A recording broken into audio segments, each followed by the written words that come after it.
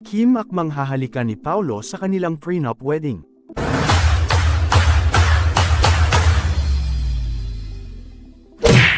Patuloy na pinakikita ni Kim Chiu ang kanyang pagiging malambing kay Paulo Avellino. Makikita ito sa isang video na ipinost ng isang fan. Ang video ay kuha mula sa isang tila photoshoot ng dalawa para sa kanilang serye na What's Wrong with Secretary Kim. Suot ng dalawa ang pang-wedding na damit at kitang-kita ang kanilang kulitan at lambingan. Sa audio ng video, maririnig na naghamon si Paulo habang nakayakap si Kim sa kanya. Sabi ni Paulo, "Pag kinas mo ko majay smile ako." Agad namang umaksyon si Kim at tila hahalikan si Paulo sa labi, hawak ang mukha nito paarap sa kanya. Nagulat si Paulo at napangiti bago umatras.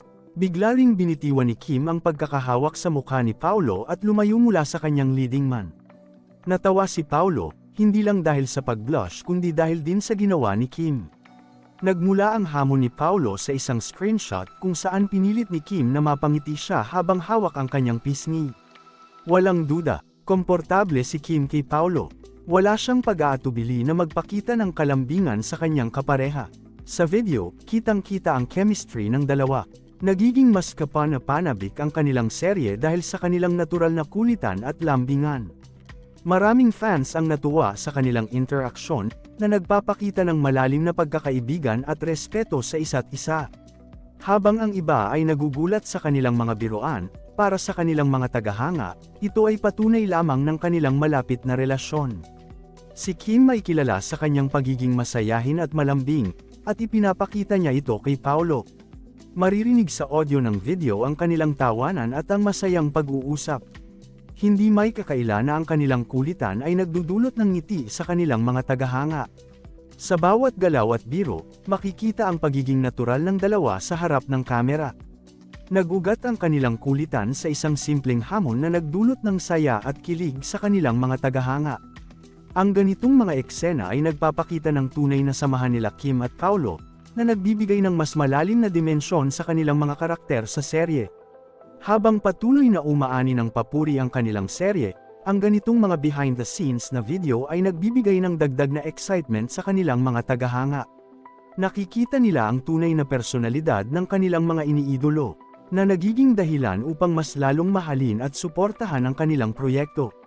Walang duda, ang chemistry ni Kim Chiu at Paulo Avellino ay isa sa mga dahilan kung bakit patuloy na tinatangkilik ang kanilang serye.